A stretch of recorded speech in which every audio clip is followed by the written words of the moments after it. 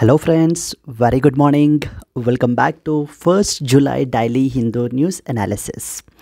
Friends, ఈరోజు మనం ఏంటి అని అంటే డైలీ న్యూస్ అనాలిసిస్, ఈరోజు ఆర్టికల్స్ ఏమేమి పబ్లిష్ అయ్యాయి అనేటువంటివన్నీ కూడా ఫస్ట్ ఎజెండా అనేటువంటిది చూస్తాము. ఈ ఎజెండాలో మనము మెయిన్ ఏ ఆర్టికల్స్ ఇవాళ కవర్ చేస్తాము అనేటువంటిది ఫస్ట్ డిస్కస్ చేసుకుంటాము.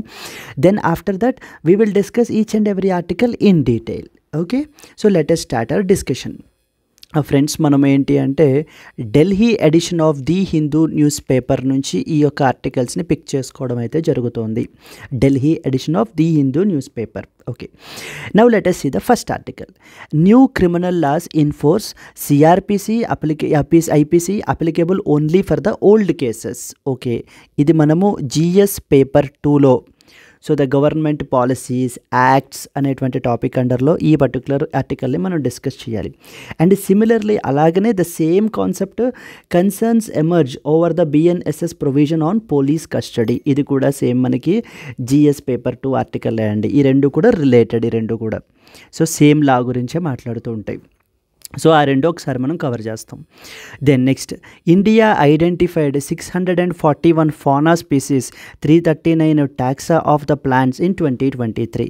So this is associated with the GS paper 3 wildlife and as well as ఎన్విరాన్మెంట్కి సంబంధించి ఈ యొక్క ఆర్టికల్ మనం డిస్కస్ చేసుకోవాలి.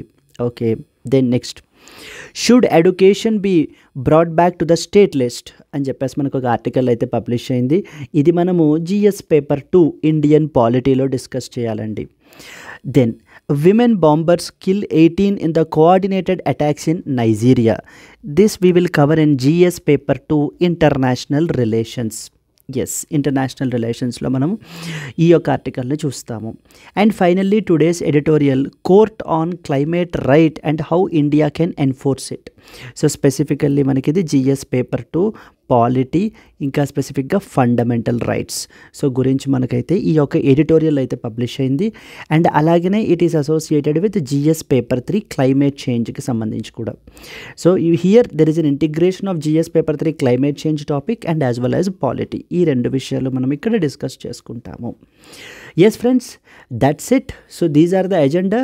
మనము ఢిల్లీ ఎడిషన్ నుంచి ఈ ఆర్టికల్స్ అయితే తీసుకున్నాము. Now can we begin with the first article? Yes, let us start with the first article. New criminal laws in force, CRPC IPC applicable only for the old cases. So everybody knows, right, from July 1, 2024 మనకి ఏమవుతున్నాయంటే new loss, ఈవేళ నుంచి new criminal loss అయితే కనుక ఫోర్స్లోకి వచ్చాయండి ఇంప్లిమెంటేషన్లోకి. ఏమేం criminal laws ఇంప్లిమెంటేషన్లోకి వచ్చాయి అని అంటే ఇక్కడ మనం చూడొచ్చు. చూడండి, ఇక్కడ the colonial era criminal laws in our country were replaced by the colonial era law వచ్చేసి మనము లెఫ్ట్ సైడ్ రాసాము and it is replaced by అనేటువంటిది రైట్ సైడ్ రాసుకోవడం జరిగింది.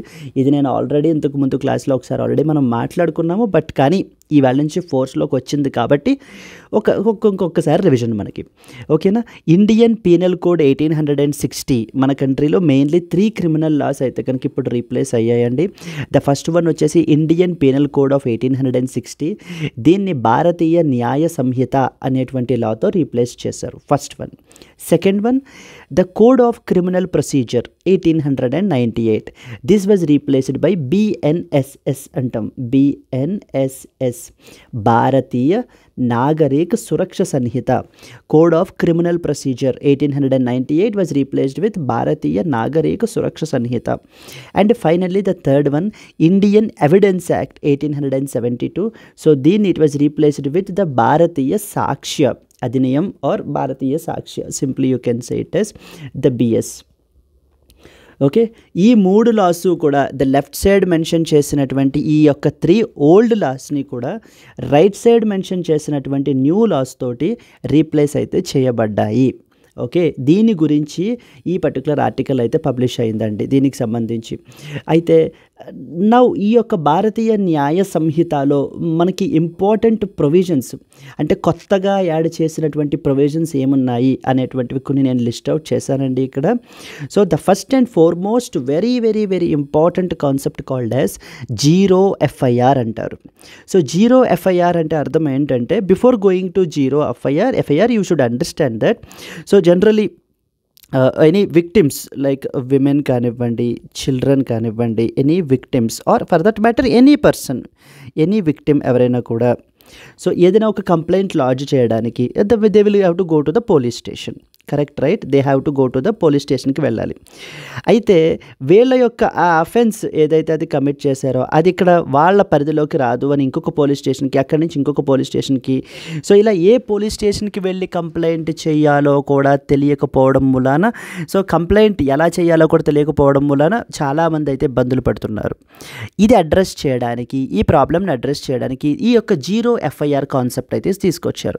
ఈ జీరో ఎఫ్ఐఆర్ అంటే అర్థం ఏంటంటే ఎవరైనా కూడా women, children or any victim for that matter, so okay, even if you are unaware, if you feel that if you are victim of an offence, then ఇమీడియట్గా మీరు ఏంటంటే మీ నియర్ బై పోలీస్ స్టేషన్ ఏదైనా కూడా, nearby police station, so మీకు దగ్గరలో ఉన్నది అది ఏ పోలీస్ స్టేషన్ అయినా పర్వాలేదు, అది అక్కడ దానికి ఆ జ్యూరిస్డిక్షన్ ఉందా లేదా అనేది కూడా అనవసరం. You can directly approach that police station and you can lodge a complaint there. So అప్పుడు మీకు ఎఫ్ఐఆర్ అయితే కనుక ఫైల్ చేస్తారు. A provision was introduced now for filing the zero FIR, allowing the filing of a FIR at any police station regardless of the jurisdiction, irrespective of the jurisdiction. అంటే ఆ యొక్క అఫెన్స్కి సంబంధించి దీనికి సంబంధించి ఆ పోలీస్ స్టేషన్ పరిధిలోకి వస్తుందా రాదా అనేది relevant. Once you can go there directly and you can start filing an FIR there and that concern police station should also file an FIR. ఇది ఈ పరిధిలోకి రాదు అని చెప్పేసి చెప్పడానికి కూడా కుదరదండి. ఖచ్చితంగా ఎఫ్ఐఆర్ అయితే రిజిస్టర్ చేయించుకోవాలి. అయితే అది ఫార్మల్ ఎఫ్ఐఆర్ అయితే కాదు, అది అక్కడి నుంచి ఏమవుతుంది అని అంటే అక్కడి నుంచి ఆ కన్సర్న్డ్ రిలవెంట్ పోలీస్ స్టేషన్కి ఏదైతే ఉంటుందో అక్కడికి వాళ్ళు ఫార్వర్డ్ చేస్తారు. దెన్ అక్కడ అంటే ఈ పర్టికులర్ అఫెన్స్కి సంబంధించినటువంటి జ్యూరిస్డిక్షన్ ఎక్కడైతే ఉంటుందో అక్కడికి దీన్ని ఫార్వర్డ్ అయితే చేస్తారు ద కన్సర్న్ పోలీస్ స్టేషన్ వాళ్ళే. వాళ్ళు అప్పుడు ఫ్రెష్ ఎఫ్ఐఆర్ని అయితే రిజిస్టర్ చేయడం జరుగుతుంది. అప్పుడు ఇన్వెస్టిగేషన్ టేకప్ చేస్తారు. అంటే ఏంటి? సో ద ఇనీషియల్లీ ముందుగా విక్టిమ్స్ ఎవరైతే ఉంటారో వాళ్ళకి ఈజీలీ అప్రోచబుల్గా ఉండాలి. అంతే తప్ప అవేర్నెస్ లేకపోవడం వలన వాళ్ళు కంప్లైంట్ అనేటువంటిది చేయలేకపోవడం అనేటువంటిది జరగకూడదు. అండ్ అలాగే ఈ యొక్క కంప్లైంట్ డిలే జరగకూడదు. ఈ కంప్లైంట్ డిలే జరగడం వలన ఏమవుతుంది అంటే ఆ క్రైమ్ చేసినటువంటి పీపుల్ ఈ లోపల ఎవిడెన్స్ని చేంజ్ చేసేయడము ఇలాంటి పనులన్నీ చేస్తూ ఉంటారు. కాబట్టి ఇమీడియట్గా కంప్లైంట్ అనేటువంటిది రిజిస్టర్ చేసేలాగా ఉంటే then immediately the police can take up the investigation. So and start protecting the విక్టిమ్స్ని ప్రొటెక్ట్ చేసి అండ్ ఎవరైతే క్రిమినల్స్ ఉన్నారో వాళ్ళని ప్రాసిక్యూట్ చేసేలాగా చూడడానికి ఆస్కారం ఎక్కువ ఉంటుంది. అందుకని ఈ యొక్క జీరో ఎఫ్ఐఆర్ని గుర్తించి ఈ యొక్క దీని యొక్క ఇంపార్టెన్స్ని గుర్తించి సో నౌ ఈ యొక్క భారతీయ న్యాయ సంహిత దీంట్లో మనకి యొక్క జీరో ఎఫ్ఐఆర్ని అయితే కనుక యాడ్ చేశారు. That is the first important. So now every police station can register FIR regardless of the jurisdiction. అది వాళ్ళ పరిధిలోకి వస్తుందా రాదా అనేది irrelevant. Second important, online registration. మీకు ఇది both prelims and as well as మెయిన్స్లో కూడా అడిగేటువంటి క్వశ్చన్ అండి. ఖచ్చితంగా యూపీఎస్సీ 2024 మెయిన్స్ అయినా అడుగుతారు, లేదా UPSC 2025 prelims or the upcoming mains. అక్కడైనా కూడా మనకి ఈ యొక్క బిల్స్కి సంబంధించి ఈ యొక్క న్యూ లాస్కి సంబంధించి what are the highlights or the new provisions that were added or what are the challenges in implementing these new laws, ఇలా రకరకాల క్వశ్చన్స్ అయితే మనకైతే ఎక్స్పెక్ట్ చేయొచ్చు మనం. Very very very important topic. Then next వచ్చేసి online registration of the police complaints. So without manually visiting you can go for an online registration of the police complaint అయితే చేసుకోవచ్చు. And the mandatory videography of the crime scenes and for all the heinous crimes. So for all the heinous crimes ఏవైతే ఉంటాయో వాటన్నిటికీ కూడా ఆ యొక్క crime సీన్స్ని videography అయితే తీయాలి. మొత్తం అదంతా కూడా కంప్లీట్గా తీసి ఈ సాక్ష్య అనేటువంటి ఈ సాక్ష్య అని చెప్పేసి ఒక పోర్టల్ అయితే పెట్టారు. దాంట్లో మనకైతే అప్లోడ్ అయితే చేయాలి. Very very very important. ఇది ట్రాన్స్పరెన్సీని ఇంక్రీజ్ అయితే చేస్తుంది అన్న ఉద్దేశంతో. Now the third important point ఏంటంటే any person a person can now report the incidents by electronic communication without the need to visit a police station even. So police స్టేషన్కి వెళ్ళి కూడా కంప్లైంట్ చేయాల్సినటువంటి అవసరం లేదు. ఎలక్ట్రానిక్ మోడ్లోనే సో వాళ్ళకి ఏంటి అని అంటే మన కంప్లైంట్ అయితే రైజ్ చేయొచ్చు, రిజిస్టర్ చేసుకోవచ్చు. సో దీనివల్ల now more and more complaints register అయ్యేటువంటి అవకాశాలు కూడా ఉన్నాయి. సో పీపుల్ అందరికీ కూడా ఈ యొక్క డిజిటల్ ఇదిని మనం ఏంటంటే అడ్వాంటేజ్ తీసుకుని so with in their hands justice అనేటువంటిది సో వాళ్ళ దగ్గర ఇమీడియట్గా దగ్గరలోనే ఉంది జరగడానికి అనేటువంటి ఒక స్కోప్ని పెంచాలి అన్న ఉద్దేశంతో ఈ యొక్క ప్రొవిజన్ని కూడా యాడ్ చేయబడిందండి. They can now report the incidents of any type of incident through electronic communication. And the next important point is with respect to timeline గురించి ఒకటి రాశారు.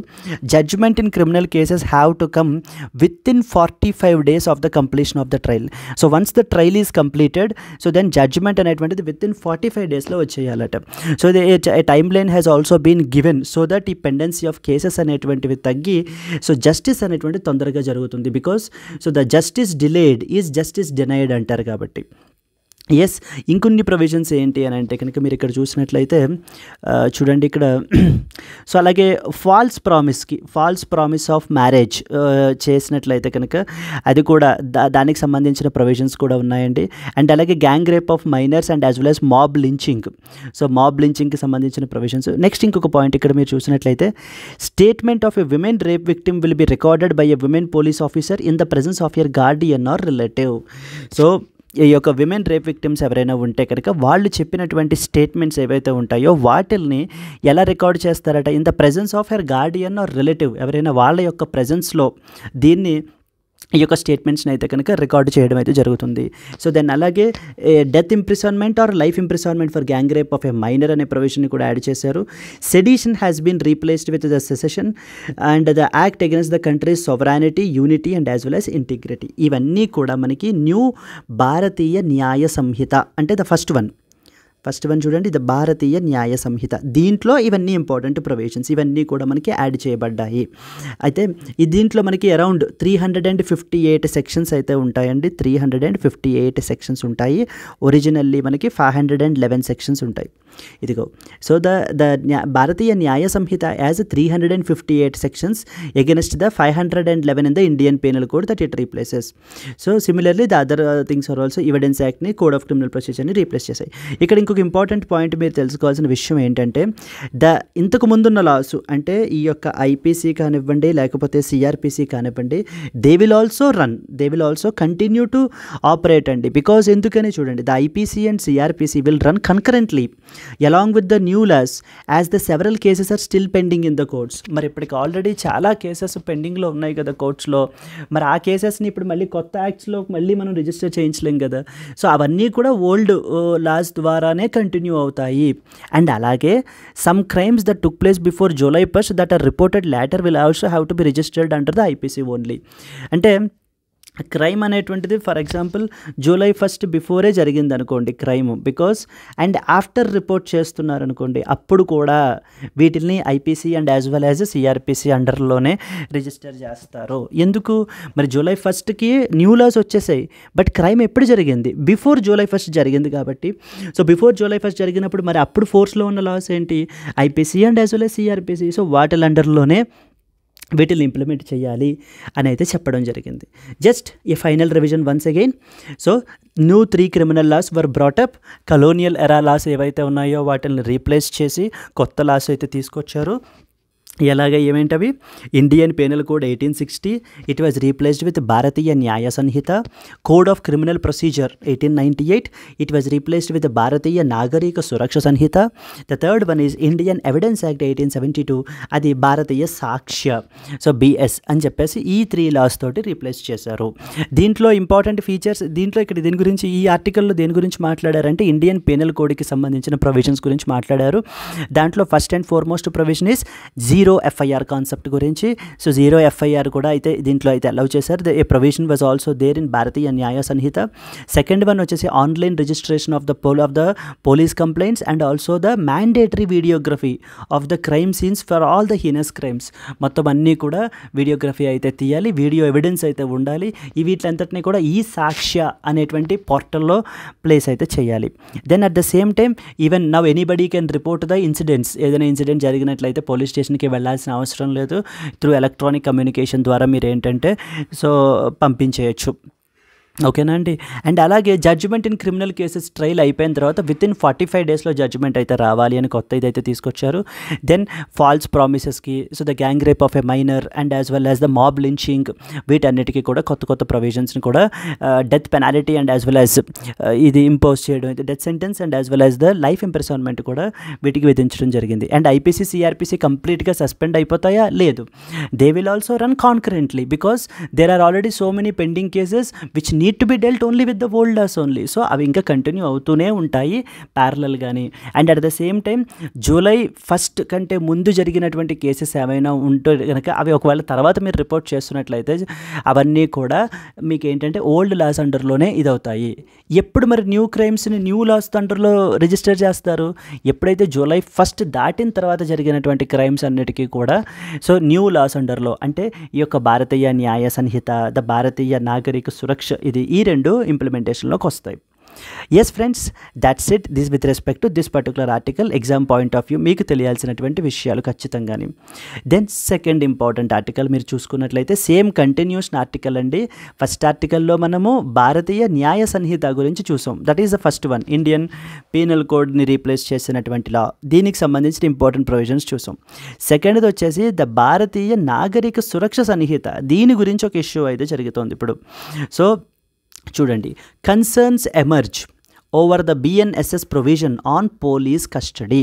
Okay, on police custody, this is another important issue అండి. ఈ issue గురించి మీరు చూసినట్లయితే ఏంటంటే story వచ్చేసి మీకు, సో జనరల్గా ఇఫ్ ఎనీ పర్సన్ ఎక్స్ అనేటువంటి పర్సన్ అరెస్ట్ అయ్యారనుకోండి, ఎక్స్ అనేటువంటి పర్సన్ అరెస్ట్ అయితే కనుక ఓకే, ఇతనికి ఈ పర్టికులర్ ఎక్స్ అనేటువంటి పర్సన్ని నవ్వు ఇప్పుడు police can request that so we want police custody అని చెప్పేసి రెండు ఉంటాయి. అయితే పోలీస్ కస్టడీ ఉంటుంది, ఆర్ఎల్స్ జ్యుడిషియల్ కస్టడీ ఉంటుంది.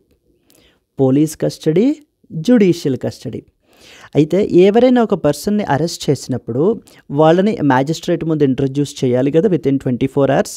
So now the police can request that ఈ పర్టికులర్ కేసుకి సంబంధించి ఇంకా ఇన్వెస్టిగేషన్ చేయాల్సింది ఉంది, ఈ పర్సన్ యొక్క మా కస్టడీ అండర్లో ఉంటే కనుక ఇన్వెస్టిగేషన్ మేము ఎఫెక్టివ్గా క్యారీ అవుట్ చేయగలము అని they have to ask the magistrate.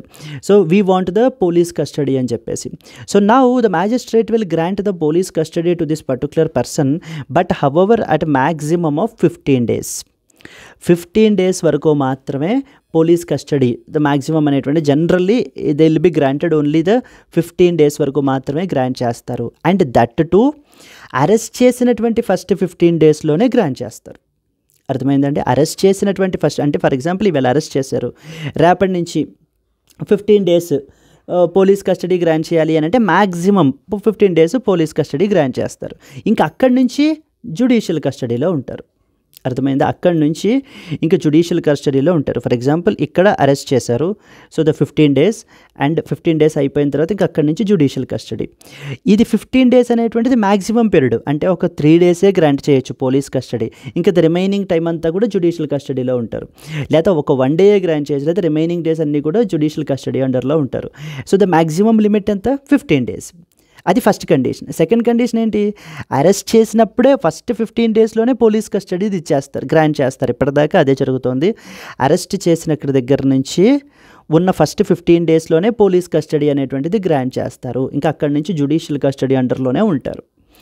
ఇప్పుడు ఈ యొక్క బిఎన్ఎస్ఎస్ ఏదైతే లా తీసుకొచ్చారో సిఆర్పిసిని రీప్లేస్ చేస్తూ ఇప్పుడు ఏం చెప్తున్నారంటే వీళ్ళు ఈ 15 days ఉన్నాయి కదా, 15 days కూడా ఈ మ్యాక్సిమం 15 days ఉన్నవి కూడా ఇదేంటంటే ఫస్ట్ 15 daysలోనే అవసరం లేదు. ఈ 15 days maximum judicial custody police custody ఏదైతే ఉందో ఫస్ట్ 15 daysలోనే ఇవ్వాల్సిన అవసరం లేదు. So they can be for example ఒక 3 days ఇచ్చి, ఒక 3 days పోలీస్ కస్టడీ ఇచ్చి మళ్ళీ అక్కడి నుంచి జ్యుడిషియల్ కస్టడీకి పంపించి, మళ్ళీ ఫర్ ఎగ్జాంపుల్ ఒక 10 days పోయిన తర్వాత ఇంకో 5 days మాకు పోలీస్ కస్టడీ కావాలని అడిగి అక్కడి నుంచి మళ్ళీ ఇంకో పోలీస్ కస్టడీ తీసుకుని, అంటే మీకు అర్థమవుతుందా? ఉన్న ఈ మ్యాక్సిమం 15 days పీరియడ్ని కూడా ఒకేసారి ఇవ్వాల్సిన పని లేదు.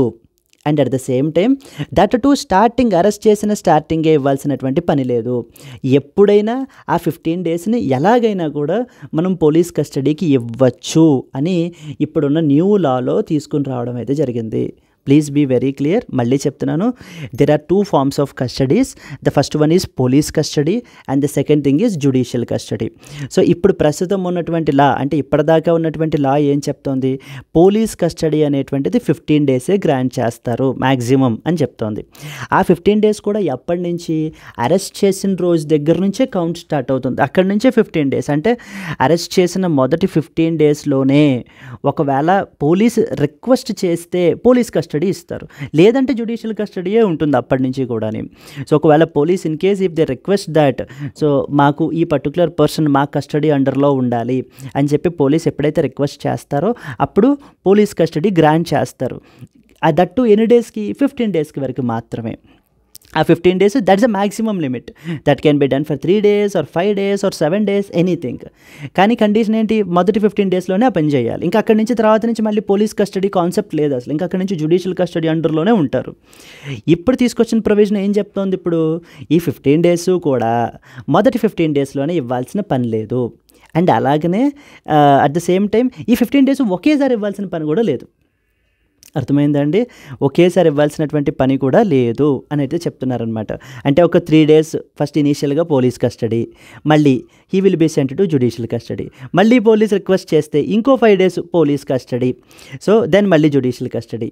ఈ రకంగా అయితే కనుక so victim will be, I mean not victim, he will basically ఎవరైతే అక్యూజ్డ్ ఉన్నారో, accused will be subjected to torture అని చెప్పేసి అయితే ఇప్పుడు ఈ అపోజిషన్, ఐ మీన్ చాలా మొత్తం మంది లాయర్స్ వీళ్ళందరూ కూడా, లీగల్ యాక్టివిస్ట్ పీపుల్ అందరూ కూడా దీని గురించి ప్రొటెస్ట్ చేస్తున్నారండి. అండ్ అలాగనే దీని మూలన ఇంకొక ప్రాబ్లం ఏమవుతుంది అని అంటే, బెయిల్ అనేటువంటిది ఇష్యూ చేయడానికి చాలా ఇబ్బంది అవుతుంది. సో బెయిల్ ఎప్పుడు ఇష్యూ చేస్తారు, when that particular person is in judicial custody, so then అంటే పోలీస్కి ఇప్పుడు వాళ్ళ ఇమీడియట్ ప్రెజెన్స్ అవసరం లేదు కాబట్టి బెయిల్ ఇవ్వచ్చు అని చెప్పేసి బెయిల్ ఇస్తారు. అలా కాకుండా ఇప్పుడు ఫర్ ఎగ్జాంపుల్ ఒక 3 days పోలీస్ కస్టడీ అయిపోయిన తర్వాత మళ్ళీ ఒక 4 days జ్యుడిషియల్ కస్టడీ అండర్లో ఉన్నారనుకోండి, now he'll be applying for bail. So బెయిల్కి అప్లై చేసినప్పుడు మళ్ళీ పోలీస్ వచ్చి మాకు లేదు మళ్ళీ ఈ పర్సన్కి మళ్ళీ పోలీస్ కస్టడీ ఇవ్వాలి అని చెప్పేసి అన్నారనుకోండి, సో దెన్ అగైన్ బెయిల్ని ఆపి ఆ పర్టికులర్ పర్సన్కి పోలీస్ కస్టడీకి ఇవ్వాలి, వాళ్ళు ఆ పర్టికులర్ పర్సన్ని హ్యాండ్ ఓవర్ చేయాలి. దానివల్ల ఏంటంటే బెయిల్స్ అనేటువంటివి రావడం అనేటువంటిది very very very very difficult అయిపోతుంది. అండ్ పోలీస్ ఈ దీన్ని ఈ 15 days పీరియడ్ని మల్టిపుల్ పార్ట్స్గా యూస్ చేసుకోవచ్చు, ఐ మీన్ పోలీస్ కస్టడీ తీసుకోవచ్చు అనేటువంటి ప్రొవిజన్ ఖచ్చితంగా ఈ యొక్క అక్యూజ్డ్ పీపుల్ యొక్క ఫండమెంటల్ రైట్స్ అవి కూడా వైలేట్ అయ్యేటువంటి అవకాశాలు చాలా ఎక్కువ ఉన్నాయి అని అయితే దీని మీద ప్రొటెస్ట్స్ అయితే వీళ్ళు క్యారీ చేస్తున్నారండి. So I hope you are clear with it. ఒకసారి మీకు ఒకవేళ క్లియర్ లేకపోయినా మళ్ళీ ఒకసారి పాజ్ చేసి అన్ని వెనక్కి వచ్చి చూడండి, you will definitely understand the thing.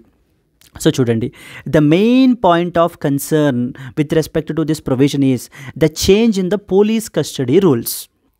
ఈ యొక్క పోలీస్ కస్టడీ రూల్స్ అయితే కనుక ఇప్పుడు చేంజ్ చేశారు. Earlier the police custody was permitted for a maximum period of 15 days and that to it could be sought only in the first 15 days of arrest. First 15 days of అరెస్ట్లో మాత్రమే police కస్టడీని request చేసుకోవచ్చు. అంటే అప్పుడు if 3 days was granted the police custody, then అంతే ఇంకా అంతే తప్ప మళ్ళీ ఇంకా ఆ తర్వాత జ్యుడిషియల్ కస్టడీకి పంపించేసిన తర్వాత ఇంకా మళ్ళీ పోలీస్ కస్టడీ ఉండదు ఇంకా. ఓకేనా అండి, ఇంకా అక్కడి నుంచి అంతా జ్యుడిషియల్ కస్టడీ రన్ అవుతుంది ఇంకా. Now what has happened, now the BNSS తీసుకొచ్చి ఏం చేశారు ఇప్పుడు, allows that police custody can be authorized in whole or in parts at any time during the initial 40 or 60 day period. So initial 40 or 60 day period lo 40 or 60 days period of judicial కస్టడీలో ఎప్పుడైనా కూడా police కస్టడీని grant చేయొచ్చు. అది ఎన్నిసార్లు అయినా కూడా, అంటే పార్ట్గా. So 3 days ఒకసారి, 5 days ఒకసారి, ఇలా పార్ట్గా కూడా గ్రాంట్ చేయొచ్చు అనేటువంటి ప్రొవిజన్ అయితే యాడ్ చేశారు. ఇది ఇప్పుడు ఏంటంటే ఖచ్చితంగా వీళ్ళ యొక్క ఫండమెంటల్ రైట్స్ అనేటువంటివి వైలేట్ అవుతాయి అని చెప్పి వీళ్ళైతే అడుగుతున్నారు. ఇక్కడ రాశారు చూడండి ఆ పాయింట్ని క్లియర్గా. The main point of concern is that earlier police custody was permitted for a maximum period of 15 days and that too it could be sought only in the first 15 days following the arrest. Now the BNSS is allowing the police to make requests for custody beyond 15 days. On face of it, extending the powers of police to request the custody up to initial 60 days after arrest is a retrograde step. It is opposed to the fundamental rights of the citizens. So ఇది citizens యొక్క fundamental రైట్స్ని ఇది చేస్తాయి. Bail అనేటువంటి రావడం అనే provision కష్టమైపోతుంది ఖచ్చితంగా. ఎందుకంటే whenever the individual is asking for the bail, then immediately police will step in and ask for the police custody. So then what happens? మరి ఎప్పుడైతే ఆ పర్టికులర్ పర్సన్ యొక్క ఇన్వాల్వ్మెంట్ ఇక్కడ ఇంకా పోలీసుకి కావాలి ఇంకా అన్నప్పుడు ఇమీడియట్గా ఏం చేస్తారు? సో ఏం చేస్తారు అని అంటే కనుక బెయిల్ని ఇది చేసి సస్పెండ్ చేసి ఆ పర్టికులర్ పర్సన్ని పోలీస్ కస్టడీకి ఇవ్వాల్సినటువంటి అవసరం ఎంతగానో ఉంటుంది. So that is the important provision with respect to బిఎన్ఎస్ఎస్కి సంబంధించి ఒక ఒక అపోజింగ్ పాయింట్ అయితే కనుక ఇదైతే మెన్షన్ చేశారండి ఇది ఇవాళ ఆర్టికల్లో. ఇప్పుడు మనం ఏంటంటే ఈ రెండు ఆర్టికల్స్ని, ఫస్ట్ ఆర్టికల్ని సెకండ్ ఆర్టికల్ని మనం క్లబ్ చేసేసుకోవాలి. బికాజ్ ఎందుకంటే రెండు క్రిమినల్ లాస్కి సంబంధించినవే. ఫస్ట్ ఆర్టికల్లో భారతీయ న్యాయ సంహిత గురించి మనం మాట్లాడడం, what are the important provisions that have been added గురించి అన్నది చూసాం. సెకండ్ ఆర్టికల్లో భారతీయ నాగరిక సురక్ష సంహిత గురించి ఈ యొక్క పోలీస్ కస్టడీ రూల్స్ అయితే కనుక చేంజ్ అయ్యాయి అని అయితే మనం చెప్తున్నాం ఇప్పుడు. ఓకే, అంటే ఇప్పుడు ఫర్ ఎగ్జాంపుల్ ఇప్పుడు మీరు చూడండి, ఒక చిన్న ఎగ్జాంపుల్ ఫైనల్గా చెప్తాను. ఇంకా ఇప్పుడు ఎక్స్ అనేటువంటి ఒక పర్సన్ ఉన్నారు, అరెస్ట్ చేశారనుకోండి ఈ పర్సన్ని. ఫస్ట్ ఇనీషియల్గా ఈ పర్టికులర్ పర్సన్కి అని పోలీస్ ఏం మాట్లాడలేదు, అంటే మాకు పోలీస్ కస్టడీ ఇవ్వాల్సిన అవసరం లేదు అని చెప్పారు. సో జ్యుడిషియల్ కస్టడీ అండర్లో ఇచ్చారు. సో జ్యుడిషియల్ కస్టడీలో ఉన్నటువంటి people now after let's say some 15 days after, ఒక 15 days పోయిన తర్వాత, ఫస్ట్ 15 days పోయిన తర్వాత, now if the police step in and say that I want this particular person to be in the police custody అని చెప్పి request చేస్తే కనుక now BNSS is authorising that request. ఆ రిక్వెస్ట్ని అలా మీరు రిక్వెస్ట్ చేయొచ్చు అండ్ ఆ పర్టికులర్ పర్సన్ని ఏంటి అని అంటే పోలీస్ కస్టడీకి హ్యాండ్ ఓవర్ చేస్తారు. అంటే judicial custody, police custody, judicial custody, police custody, ఇలా according to their whims and fancies వీళ్ళు ఈ ప్రొవిజన్ అయితే కనుక ఎక్స్ప్లాయిట్ చేస్తారు అని చెప్పి ఈ యొక్క అపోజిషన్ మెయిన్ ఈ యొక్క యాక్టివిస్ట్స్ వీళ్ళందరూ కూడా అయితే ఫైట్ చేస్తున్నారండి. That is the crux of the matter that you should understand. Clear, right? Concerns emerge over the BNSS provision on police custody. The new law which is set to replace the CRPC allows police custody beyond the first 15 days of arrest. నేను already చెప్పాను కదా, first 15 days of arrest వరకులో మాత్రమే police custody అనేటువంటిది grant చేయబడుతుంది, లేకపోతే judicial custody అండర్లోనే ఉండాలి. So the legal and the civil rights activists are saying that this is a retrograde step opposite to the fundamental right of the citizens. ఇది ఖచ్చితంగా fundamental right of the సిటిజన్స్ని అయితే కనుక ఎట్టి పరిస్థితుల్లోని ఖచ్చితంగా ఇంకా వైలేట్ చేస్తుంది అని చెప్పి వీళ్ళైతే ప్రొటెస్ట్ క్యారీ అవుట్ చేస్తున్నారు. Let's see how it goes. Yes అండి, done. Let's move to the next article.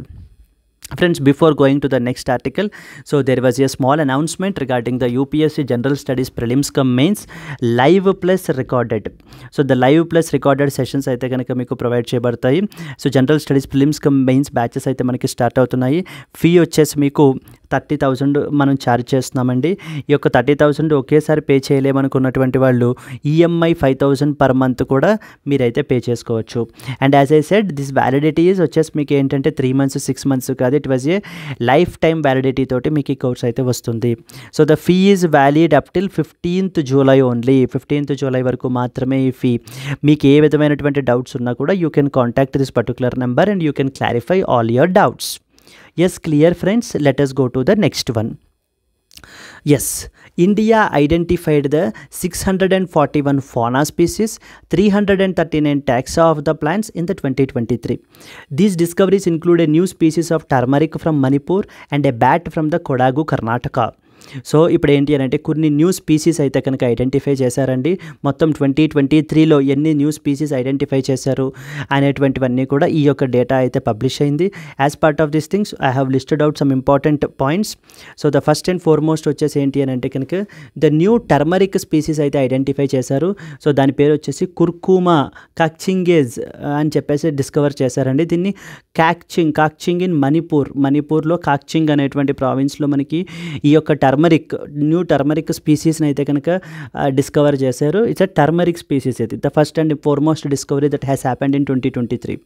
And as well as the second important వచ్చేసి ఏంటి అని అంటే ఒక ఫ్లవరింగ్ ప్లాంట్ వచ్చేసి అయితే డిస్కవర్ చేశారు రీసెంట్గా మనకి వెస్ట్ బెంగాల్లో. So that is about the venui. So okay, asystasia venui అని చెప్పేసి ఒక ఫ్లవరింగ్ ప్లాంట్ని కూడా ఒకటైతే డిస్కవర్ చేయబడడం జరిగింది. నెక్స్ట్ యానిమల్ స్పీసీస్కి సంబంధించి క్యాప్రా హిమాలయన్సిస్ అని చెప్పేసి హిమాలయన్ ఐబెక్స్ ఈ యొక్క దీన్ని కూడా మనకైతే ఐడెంటిఫై చేశారు, క్యాప్రా హిమాలయన్సిస్ అని చెప్పి జమ్మూ అండ్ కాశ్మీర్, లడాక్ అండ్ హిమాచల్ ప్రదేశ్లో. నెక్స్ట్ వచ్చేసి మినియోప్టెరస్ శ్రీని అనేటువంటిది ఒక బ్యాట్ స్పీసీస్ని కూడా ఐడెంటిఫై చేశారు. It was founded in Karnataka. So mainly 4 important things. The first one is ఒక turmeric species which is name is the curcuma kakchingense అని చెప్పేసి అయితే డిస్కవర్ చేశారు రీసెంట్గాని మణిపూర్లో. సో రీసెంట్లీ అని చెప్పి ఇలా డబుల్ కొటేషన్స్ పెట్టి ద కుర్కుమా ద కాక్చింగెన్స్ అనేటువంటి ఈ యొక్క స్పీసీస్ని అయితే టర్మరిక్ స్పీసీస్ని రీసెంట్గా ఏ స్టేట్లో డిస్కవర్ చేయబడింది అని మనకి క్వశ్చన్స్ అయితే అడుగుతూ ఉంటారు. అయితే అది మనకి మణిపూర్లో అయితే డిస్కవర్ చేయబడిందండి. అండ్ అలాగే అసిస్టాసియా వెనూయి అని చెప్పేసి మనకి ఇది ఒక ఫ్లవరింగ్ ప్లాంట్, వెస్ట్ బెంగాల్లో దీన్ని అయితే డిస్కవర్ చేశారు. అండ్ అలాగే capra himalayensis is the third animal species. And the miniopterus srini అనేటువంటి ఒక బ్యాట్ స్పీసీస్ని కూడా రీసెంట్గా అయితే ఐడెంటిఫై చేశారు. So these are some of the important species that have been identified. ఇది మనకి రీసెంట్గా ఈ ఆర్టికల్లో అయితే మనకి పబ్లిష్ చేయబడిందండి. ఓకే, దెన్ అలాగే ఒక న్యూ పోర్టల్ని కూడా తీసుకొచ్చారు. So the fauna of India check list portal అని చెప్పేసి అయితే పెట్టడం జరిగింది. The union environment minister has rolled out the fauna of Indian check list portal which is the first of its kind. ఈ పోర్టల్ మనకి ఏంటంటే it provides information on all about 1 lakh animal species which are distributed across the India. వీటికి సంబంధించినటువంటి information అంతా కూడా provide చేస్తాయంటే ఈ portal మనకి. అలాగే endemic species, threatened, scheduled species, they are all been included in this particular list. ఈ list అంతట్లో కూడా ఆ స్పీసీస్ అంతటిని కూడా యాడ్ చేయబడడం అయితే జరిగింది. So this is the third important article which published in the today's Hindu Delhi edition of newspaper అండి. So that you need to compulsorily know about these 3 things. And let's go to the next article. Should education be brought back to the state list అని చెప్పి GS paper 2 polity అండర్లో అయితే ఈ article అయితే మనకి publish చేయబడింది. Okay, మనకేంటి అని అంటే కనుక స్టేట్ లిస్ట్ అంటున్నారు. వీ హ్యావ్ 3 ఇంపార్టెంట్ లిస్ట్స్ కదండి. I think you are already aware of those 3 important lists. What are they? Even if you don't know, no worries. Okay, so మనకి మొత్తం 3 లిస్ట్స్ ఉంటాయండి. We have total 3 lists. First one వచ్చేసి we have something called as union list. Something called as union list. Union లిస్ట్లో మనకి ఏం జరుగుతుంది అని అంటే it basically contains the list of subjects. It basically contains the list of subjects on which only the parliament can make a law. The parliament can make a law. So only parliament మాత్రమే law చేయగలదు. It basically contains the list of subjects on which only the parliament can make a law. అలా అయినట్లయితే అంటే exclusive subjects to only to parliament మాత్రమే law చేయగలదు. అలా అయితే వాటిని మనము యూనియన్ లిస్ట్ అని చెప్పేసి అంటారు. ఇవి మనకి ఏంటి అని అంటే ఎగ్జాంపుల్ మీరు తీసుకుంటే కనుక డిఫెన్స్ రిలేటెడ్ ఆస్పెక్ట్స్ అన్నీ కూడా మనకి ఎవరు చేయాలి? ఓన్లీ నేషనల్ లెవెల్లో central government are the parliament మాత్రమే చేయాలి. ద సెకండ్ వన్ మీరు తీసుకుంటే కనుక state list. The list of subjects on which only the state legislative assembly can make the law. Only the state legislature rather than saying state legislature, because in some states we also have the council, right? So the list of subjects on which only the state legislature can make a law, then those are all part of the state list. So basically those subjects on which only the state legislature can make a law. For example మీరు తీసుకున్నారనుకోండి, police is one such example. Public health and sanitation is another example. Public health and as well as the sanitation is another example. Okay, then we have the third important thing called as concurrent list. What is concurrent list? It basically contains the list of subjects on which on which both parliament and state legislature can make the law. Both the parliament and as well as state legislature can make a law. Okay, that is what is the example. That is what is the mean by concurrent list. What is the example? Example is education. Education is mentioned in the concurrent list. So we have how many lists? We have 3 lists: union list, state list, and as well as a concurrent list. So then at the same time you should know that these 3 lists are mentioned in which schedule of the constitution? 7th schedule of the constitution. Is it originally part of the constitution? Yes, it is originally part of the constitution, because originally how many schedules are there? Originally we have 8 schedules are there, but later on 4 more schedules got added and it became 12 schedules. So union list అంటే మీకు అర్థమైంది, example చూశారు. State list అంటే అర్థమైంది, example చూశారు. Concurrent list అంటే అర్థమైంది, example చూశారు. ఇప్పుడు కాంకరెంట్ లిస్ట్ అంటే ఏంటి? ఇప్పుడు both parliament and the state legislature can make a law అనేటువంటి పాయింట్ తెలియాలి. ఈ 3 కాకుండా ఇంకొకటి కూడా ఉంటుందండి, that is known as, for example ఈ 3 లిస్ట్స్లో ఉండేటువంటి సబ్జెక్ట్స్ కాకుండా ఇంకొకటి ఏదైనా ఒక కొత్త సబ్జెక్ట్ వస్తే కనుక, అంటే ఒక కొత్త సబ్జెక్ట్ వచ్చింది, ఆ కొత్త సబ్జెక్ట్ మనకి ఏ లిస్ట్లోని మెన్షన్ చేయలేదు, like it is not mentioned in union list, not mentioned in state list, or not mentioned in concurrent list. So మరి అలాంటి సందర్భంలో ఆ పర్టికులర్ కొత్త సబ్జెక్ట్ మీద ఎవరు లా చేస్తారు?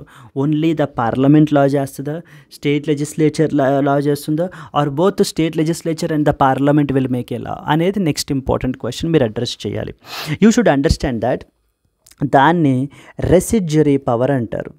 రెసిడ్యురీ అంటే మిగిలిపోయిన, అంటే ఇవి కాకుండా ఇంకేమైనా కొత్తగా మిగిలిపోయినటువంటివి ఏవైనా వస్తే కనుక ఆ రెసిడ్యురీ పవర్. ఈ యొక్క రెసిడ్యురీ పవర్ని ఎవరికి ఇచ్చారు అని అంటే parliament. Please be very clear అండి, ఈ యొక్క రెసిడ్యురీ పవర్ వచ్చేసి మనకి పార్లమెంట్కి అయితే ఇవ్వడం అయితే జరిగింది under article number 248 of the constitution. Okay, so the residuary power lies with who of the following, or consider the following statements about the residuary powers. So the Constitution of India have vested this particular powers on the Parliament of India. Yes, true. అంటే ఈ 3 లిస్ట్స్లో కాకుండా ఇంకేదైనా subject వచ్చినట్లయితే కనుక so దాన్ని పార్లమెంటే లా చేస్తుంది, అంతే తప్ప స్టేట్ లెజిస్లేచర్స్కి వాటి మీద పవర్ అనేటువంటిది లేదు. సో దాన్ని రెసిడ్యురీ పవర్ అంటారు. That is what something you should understand.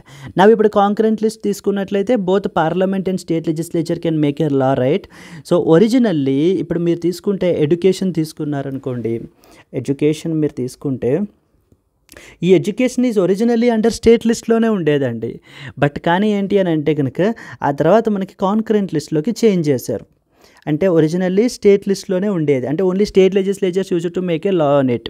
But when it is move to concurrent list, now the parliament can also make a law on it. ఇప్పుడు ఇక్కడ మనకి ఈ ఆర్టికల్లో ఏం చెప్తున్నారంటే, so now should it be moved back to state list, should education be brought back to the state list? That is basically the question here, the author is saying here. So author అయితే దీని గురించి మాట్లాడుతున్నారు, మళ్ళీ వెనక్కి తీసుకొచ్చేయాలా ఎడ్యుకేషన్ని concurrent లిస్ట్లోకి, because recent ఈ యొక్క neat question papers leak కానివ్వండి, ఈ యొక్క అలిగేషన్స్ ఇవన్నీ చూసి ఏంటి అని అంటే కనుక అది ఎటువంటి ఇది పాజిటివ్ ఇవి జరగట్లేదు. So therefore it is better maybe to make it commit back to the state list అని చెప్పి మనకైతే ఇక్కడ ఈ ఆథర్ అయితే పాయింట్అవుట్ చేయడం జరుగుతుంది. So then he has provided some historical background also. ఒక్కసారి మనం ఈ ఆర్టికల్ని గబగబా చూసేస్తే then he talked about international practices గురించి మాట్లాడారు and what is the way forward అని కూడా చెప్పారు. ఓకే, ఇక్కడ మీరు చూస్తే The Government of India Act 1935 during the British rule created a federal structure for the very first time in our polity. The legislative subjects were distributed between the federal legislature, that is present day union, and the provinces, which is the states.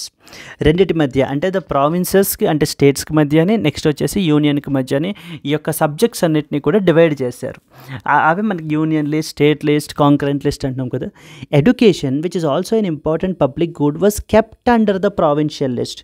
ఒరిజినల్గా మనకి యొక్క దీన్ని after independence also this continued and education was part of the state list only under the distribution of powers. ఈ యొక్క central గవర్నమెంట్కి state గవర్నమెంట్కి మధ్యన powers డిస్ట్రిబ్యూషన్లో ఇంతకుముందు అంటే during the British time before independence education is actually in the provincial list nothing but state list అండర్లోనే ఉండేది. But later on even after independence also it was continued with the state list only. But however, during the emergency, the Congress party constituted an important committee called as Swaran Singh Committee to provide for amendments to the constitution. And one of the recommendations of this committee is to place education in the concurrent list in order to evolve all India policies on the subject. Therefore, this was implemented through the 42nd constitutional amendment by shifting education from the state list to concurrent list. Very, very, very important point అండి. ఎందుకంటే so మనకి యొక్క Swaran Singh committee అని చెప్పేసి అయితే constitute చేశారు. So this Swaran Singh committee has asked the central government to change the position so okay from the state list education యొక్క ఈ పొజిషన్ని చేంజ్ చేయండి from the state list to that of the concurrent list so that parliament కూడా లా చేయగలదు so that we will have the all India policies మనం చేయగలము అని చెప్పేసి అయితే రికమెండ్ చేశారు. సో దాని మూలాన మనకి 42nd కాన్స్టిట్యూషనల్ అమెండ్మెంట్ యాక్ట్ 1976 ద్వారా మనకి ఎడ్యుకేషన్ అనేటువంటిది స్టేట్ లిస్ట్ నుంచి కాంకరెంట్ లిస్ట్కి మార్చబడింది. ప్లీజ్ బీ వెరీ క్లియర్ అండి ఇక్కడ through which of the following constitutional amendments education was moved from the state list to concurrent list అని చెప్పేసి అడుగుతారు.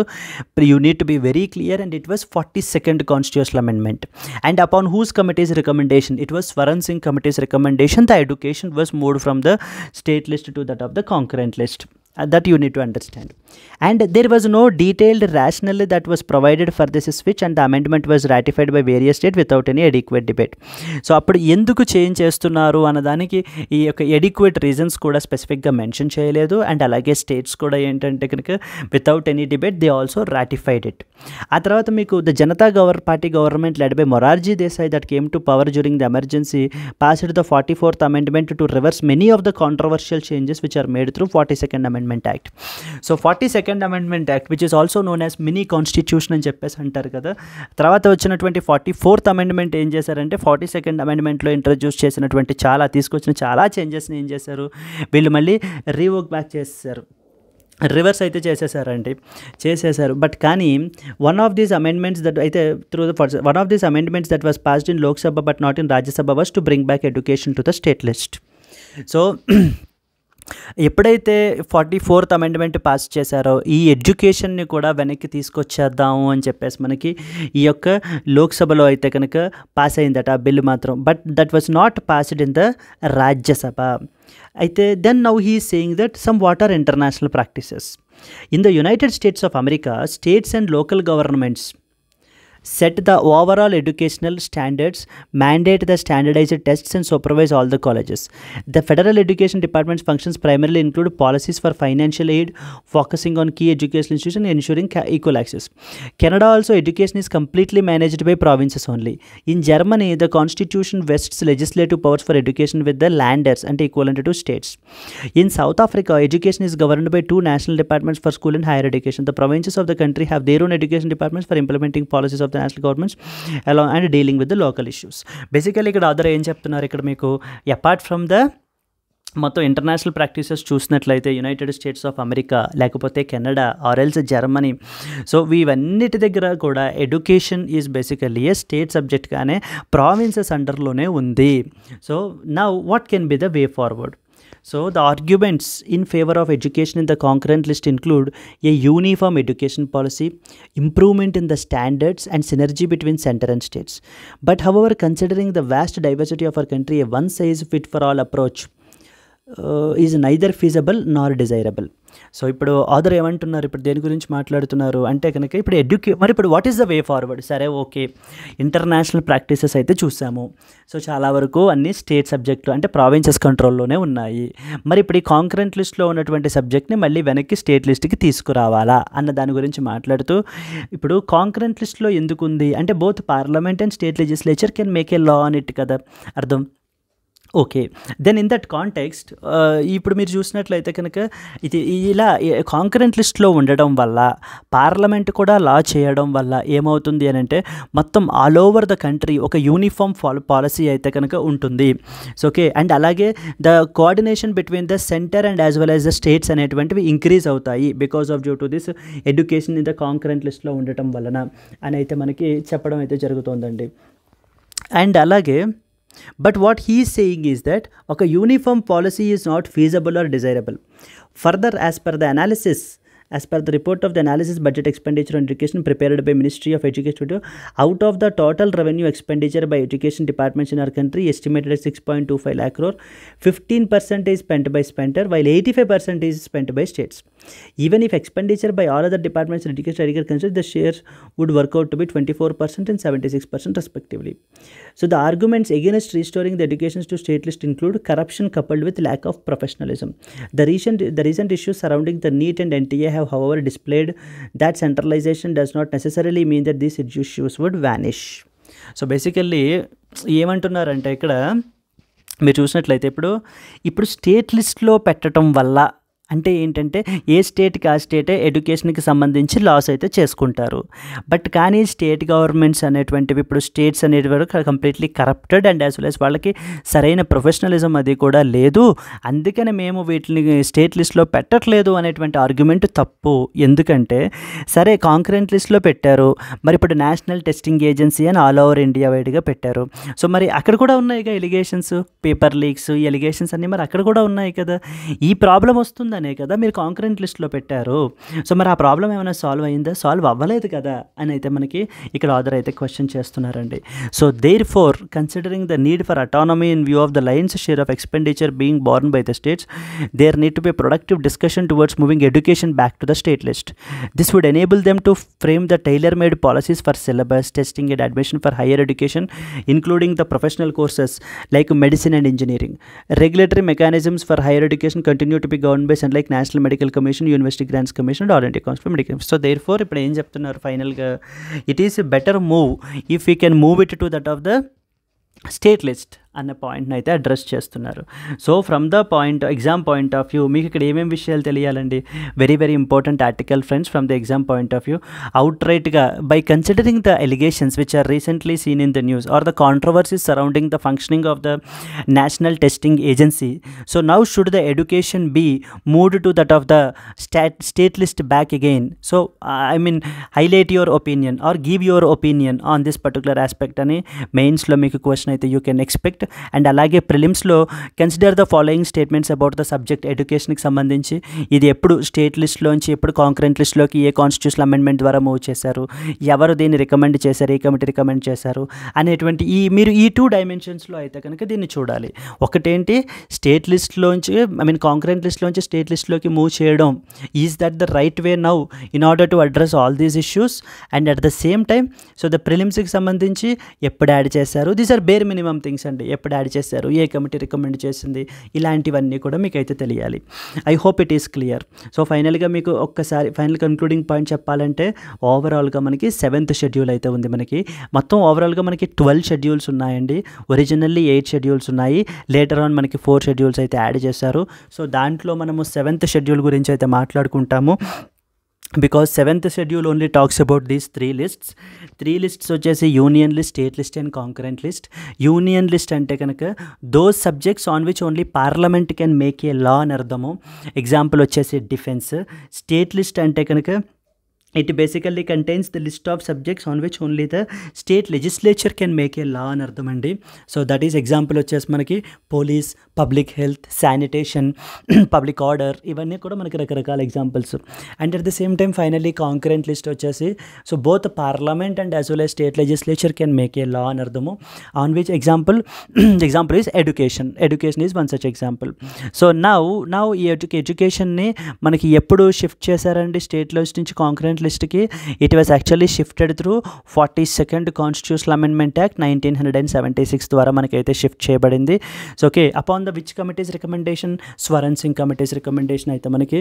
సో దాని ద్వారా మనకి పర్టికులర్ ఇదైతే రికమెండ్ అయితే చేంజ్ చేశారు. Now this article is all talking about the reversal. So the reversal of the from the concurrent list to state list. అలాగే ఇంటర్నేషనల్ ప్రాక్టీసెస్ ఏమేమి ఉన్నాయి అనేటువంటి విషయాలన్నీ కూడా మీకైతే చెప్తున్నారు exam point of view. Very very very important article అండి. Yes, that's it. Let's go to the next one. Yes, women bombers kill around 18 in the coordinated attacks in Nigeria. Friends, ఇది ఇంటర్నేషనల్ రిలేషన్స్కి సంబంధించినటువంటి ఒక ఈవెంట్ అయితే జరిగింది. So ఇక్కడ ఎంతమంది చనిపోయారు లేకపోతే ఏంటి అనేది ఎగ్జామ్ పాయింట్ ఆఫ్ వ్యూలో మన ఆస్పెక్ట్ కాదండి. ఇక్కడ 2 ఇంపార్టెంట్ పాయింట్స్ అయితే మీకు తెలియాలి.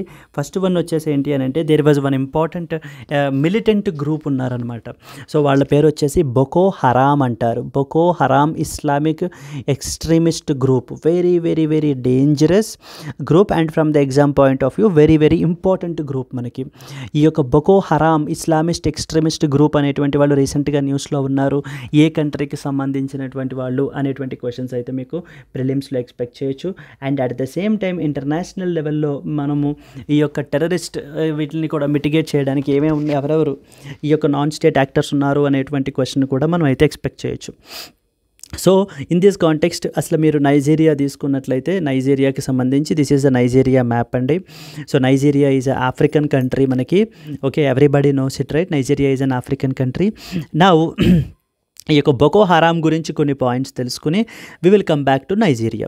చూడండి, బొకో హరామ్ అనేటువంటిది ఒక militant organisation group in the northern Nigeria that has killed around tens and thousands of people and even displaced more than 3 million people. So చాలా రకమైనటువంటి వైలెన్స్ అయితే వీళ్ళు క్రియేట్ చేస్తున్నారు ఇక్కడ particularly in the northern Nigeria. So group పేరు వచ్చేసి Boko హరామ్ అండి, బొకో హరామ్ అని చెప్పేసి. అయితే ఈ యొక్క బొకో హరామ్ వాళ్ళు militants mainly they inhabit the areas in the northern states of Nigeria, specifically Yobe, Kano, Bauchi, Borno etcetera అనేటువంటి ఇలాంటి స్టేట్స్ అన్నిటిలోని కూడా వీళ్ళ యొక్క ఇన్హాబిట్ అయితే వీళ్ళైతే ఉన్నారు. వీళ్ళ యొక్క లొకేషన్ అయితే కనుక బేస్ అయితే కనుక ఉంది. ఈ గ్రూప్ మనకి 2002లో అయితే కనుక మనకి ఫామ్ అయిందండి, బొకో హరామ్ అనేటువంటి group. Okay, so then what is important from the exam point of view, Boko Haram extremist group వచ్చేసి ఎక్కడున్నారు ఏంటి అనేటువంటి స్టోరీ మీకు తెలియాలి. At the same time Nigeria గురించి కూడా మీకు తెలియాలి. Nigeria is actually located in the western side of Africa and it shares the borders with the following countries. For example the first one is ఏమేం countries అండి, ఇప్పుడు మీరు చూసినట్లయితే కనుక సో నార్థర్న్ సైడ్లో మనకి నైజర్ అనేటువంటి కంట్రీతో షేర్ చేసుకుంటుంది బార్డరు. దెన్ నెక్స్ట్ వచ్చేసి మనకి నార్త్ ఈస్టర్న్ సైడ్లో చాడ్ అనేటువంటి కంట్రీ. థర్డ్ వన్ వచ్చేసి మనకి ఈస్టర్న్ పోర్షన్లో వీ హ్యావ్ క్యామరూన్ అనేటువంటి కంట్రీ. దెన్ నెక్స్ట్ వచ్చేసి బినైన్ అనేటువంటిది. నెక్స్ట్ వచ్చేసి ఆన్ ద వెస్ట్రన్ సైడ్ ఈ కంట్రీస్ తోటి 1, 2, 3 and as well as 4. So consider the following statements about Nigeria. Which of the following countries share the borders with Nigeria అని అయితే అడుగుతూ ఉంటారు. Very basic question మనకి ఇది. చూడండి, అదే రాసాం మనం ఇక్కడ. It shares the borders with the following countries: niger in the north, Chad in the north east, Cameron in the west and benign in the west. So these 4 countries share the border with the Nigeria. So okay, Nigeria's economy is basically the largest in the Africa andi. Okay,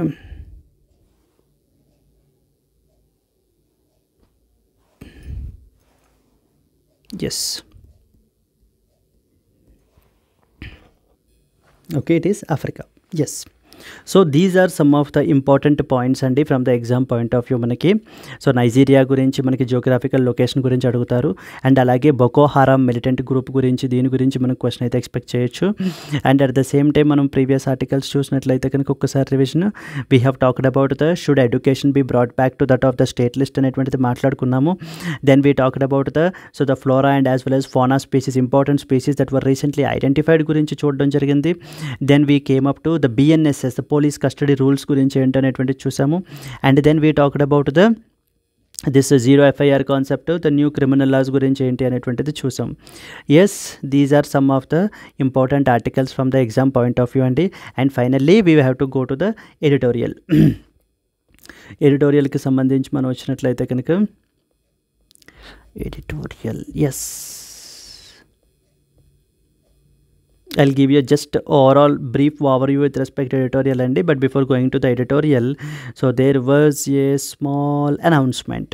friends optional is very very very important from the exam point of view. So the optional Mela అని చెప్పేసి any optional that we have like live plus recorded class అయితే మీకు ఇవ్వబడతాయి. Earlier fee మనం అయితే charge చేసే 30,000 rupees friends. Now we're giving at rate of 22,500 rupees only we're providing. Okay, ఈ యొక్క కోర్స్ మీకు అయితే లైఫ్ టైం వ్యాలిడిటీ తోటి అయితే కనుక వస్తుంది. ఈ యొక్క ఆఫర్ డిస్కౌంటెడ్ ప్రైస్ వచ్చేసి మీకు ఓన్లీ 15th జూలై వరకు మాత్రమే మీకైతే కనుక ఈ యొక్క ఆఫర్ అనేటువంటిది అవైలబుల్గా ఉంటుంది. సో దెన్ మన దగ్గర ఆప్షనల్స్ వచ్చేసి PSIR, pub ad, sociology, anthropology, Telugu literature, all the main optionals are covered. అండ్ మీకు ఏ విధమైనటువంటి డౌట్ ఉన్నా కూడా please contact this particular number so that you clarify all your doubts. Yes friends, that's it. అండ్ అలాగనే ఇంకొక ఇంపార్టెంట్ పాయింట్ ఏంటి అని అంటే కనుక మనకి ఫ్రెండ్స్ మళ్ళీ చెప్తున్నాం, if this was the first video please to watch. So మొన్న జరిగినటువంటి యూపీఎస్సీ 2024 మీరు చూసినట్లయితే 50% of the questions can be answered through this news paper, Hindu news paper ద్వారా. Hindu news analysis and as well as Hindu editorial analysis చూసి మీరైతే కనుక డెఫినెట్గా answer అయితే చేయొచ్చు. But on the other side 50% అయితే కనుక మనకి అదర్ ఇంపార్టెంట్ వెబ్సైట్స్ నుంచి వస్తాయి. మనకి ప్రెస్ ఇన్ఫర్మేషన్ బ్యూరో, నెక్స్ట్ వచ్చేసి down to earth, and then we have the Indian Express, and then we have the news on AIR. వీటి నుంచి మనకైతే ఆర్టికల్స్ అయితే వీటి నుంచి కూడా మనకి క్వశ్చన్స్ అయితే ఎక్స్పెక్ట్ చేయొచ్చండి. ఇంపార్టెంట్ ఆర్టికల్స్ పబ్లిష్ అవుతూ ఉంటాయి. అయితే వీటిల్ని కవర్ చేయడానికి మనం ఏంటంటే the most comprehensive current affairs course for UPSC అనేటువంటిది అయితే లాంచ్ చేయడం జరిగింది. ఇక్కడ మనము డైలీ లైవ్ క్లాసెస్ అనేటువంటివి అయితే మనం తీసుకుంటాం friends. I will be the one who will take up the classes. So మీకు ఏ విధమైనటువంటి డౌట్స్ ఉన్నా కూడా మీరు నన్ను అయితే అడగచ్చు. You can clarify all your doubts. మీకు daily, weekly and as well as monthly PDFs అయితే కనుక ప్రొవైడ్ చేయబడతాయి. And at the same time weekly and as well as monthly quizzes అనేటువంటివి కూడా ఆర్గనైజ్ చేస్తాం. సో దట్ మీకు ఏంటంటే మీ యొక్క పర్ఫార్మెన్స్ని మీరు మెజర్ చేసుకోవడానికి yearly compilation and revision before the prelims కూడా ఉంటుంది. ఫ్రెండ్స్ ఇది మనము 10,000 రూపీస్ ఛార్జ్ చేస్తున్నాము, బట్ 50% డిస్కౌంట్తో మనం 5,000 రూపీస్కి దీన్ని ప్రొవైడ్ చేస్తున్నాం. యూనిక్ ఫీచర్ వచ్చేసి మీకు ఏంటంటే ఇది మీకు లైఫ్ టైం వ్యాలిడిటీ తోటి వస్తుంది ఫ్రెండ్స్. అంటే you are paying only once the 5,000 rupees and now you are enjoying the benefits for your lifetime. That too live classes మీకైతే ప్రొవైడ్ చేయబడతాయి ఫ్రెండ్స్. మీకు వచ్చేసి మనం ఏంటి అని అంటే కనుక press information bureau, down to earth, Indian express వీటి నుంచి ఇంపార్టెంట్ పబ్లిష్ అయ్యేటువంటి ఆర్టికల్స్ అన్నీ మనం కవర్ చేస్తాం. And at the same time మీకు ఏ విధమైనటువంటి డౌట్స్ ఉన్నా కూడా you can contact this number so that our expert team will help you further. Yes friends, that's it. And alage we have another initiative as well. Now this is purely for prelims and for both, and exclusively for mains మనము ultimate mains answer writing programme అనేటువంటిది అయితే కనుక start చేసాము. ముందు మీకు answer writing basics అనేటువంటివి with video explanations అనేటువంటివి ఇవ్వబడతాయి. సో ఫర్ ఎగ్జాంపుల్ అంటే మీకు డిస్కస్ అని ఇచ్చారనుకోండి, దాన్ని ఎలా రాస్తారు, లేకపోతే క్రిటికల్లీ ఎగ్జామిన్ అన్నారనుకోండి, అలాంటి క్వశ్చన్స్ని ఎలా అడ్రస్ చేస్తారు అనేటువంటివన్నిటికీ కూడా ముందు ఆ బేసిక్స్ అనేటువంటివి ముందు టీచ్ చేయబడతాయి. ఆ తర్వాత డైలీ మీకు ఒక క్వశ్చన్ ఇవ్వబడుతుంది. ఆ క్వశ్చన్కి మీకు explanation and as well as approach చెప్పబడుతుంది. ఆ తర్వాత now it is the time that you write then answer. So మీరు ఎప్పుడైతే ఎందుకంటే మీకు ఆల్రెడీ ఎక్స్ప్లెనేషన్ తెలుసా టాపిక్కి సంబంధించి, అప్రోచ్ ఎలా రాయాలో తెలుసు, now you start writing. So మీరు ఎప్పుడైతే రాస్తారో మీ యొక్క పేపర్ని ఎవాల్యుయేట్ అయితే చేస్తారు ఇక్కడ ఎక్స్పర్ట్ టీము, ప్లస్ మీకు ఇమీడియట్గా మోడల్ ఆన్సర్ కూడా మీకు ప్రొవైడ్ చేయబడుతుంది. సో దట్ ఈ యొక్క మోడల్ ఆన్సర్ని మీ యొక్క ఆన్సర్ తోటి మీరు ఇన్కార్పొరేట్ చేసుకోవచ్చు.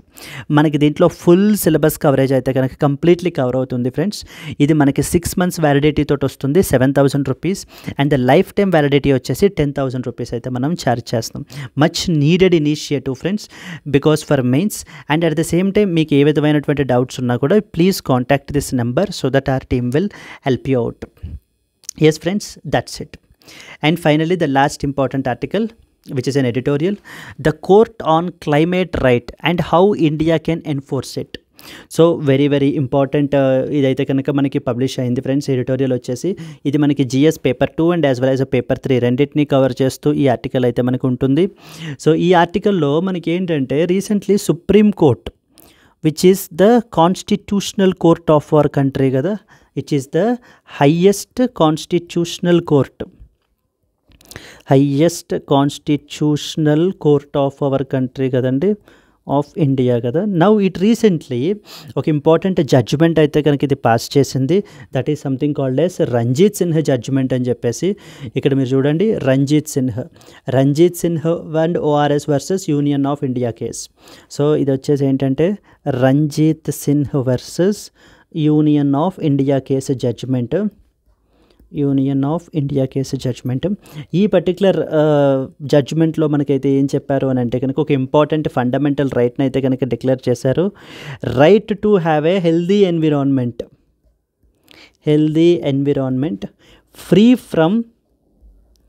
Free from adverse impacts of climate change. So for the first time even climate చేంజ్ని ఇది చేస్తూ free from the climate impacts of the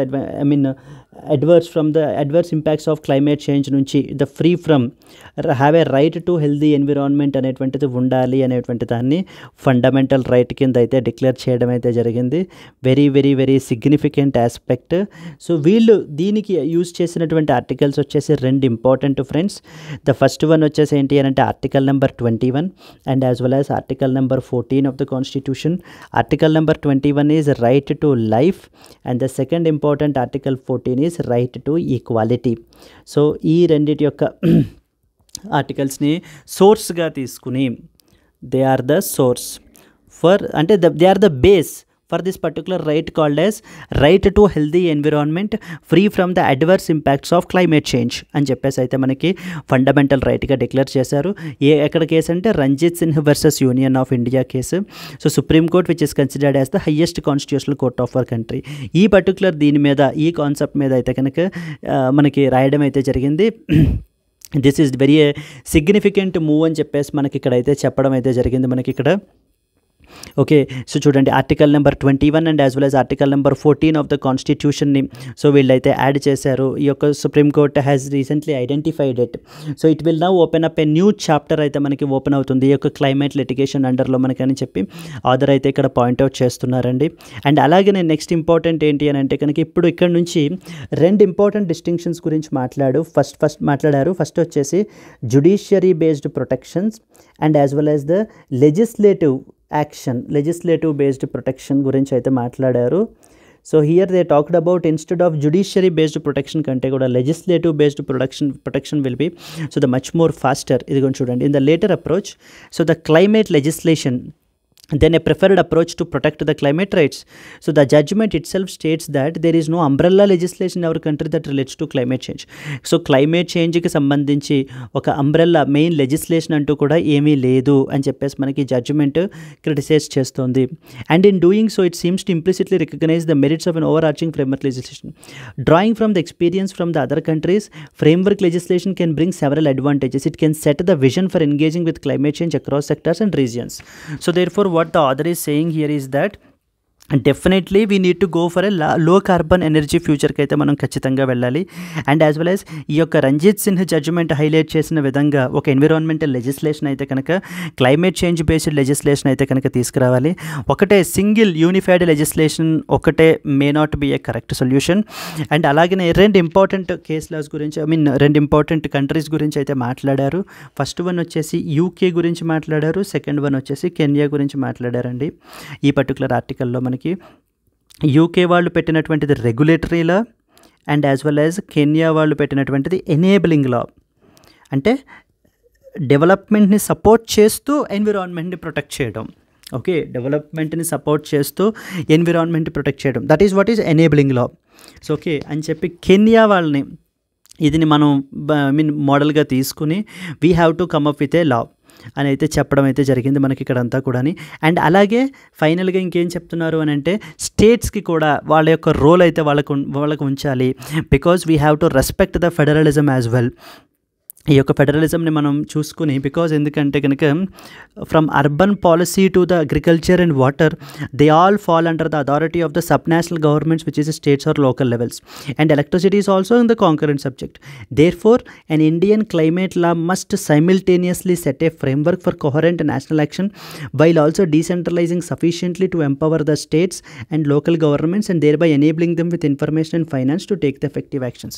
ఇప్పుడు సెంట్రల్ గవర్నమెంట్ అనేటువంటిది ఇప్పుడు ఏం చేయాలి అని అంటే ఒక కెటలిస్ట్ రోల్. సో స్టేట్ గవర్నమెంట్స్కి sufficient funding and as well as ఇన్ఫర్మేషన్ని ప్రొవైడ్ చేస్తూ, okay, we have to empower them, the states, we have to decentralize the power, so to have a climate legislation in our country, excuse me, climate legislation in our country అని చెప్పేసి మనకి ఇక్కడ author అయితే point out చేస్తున్నారు.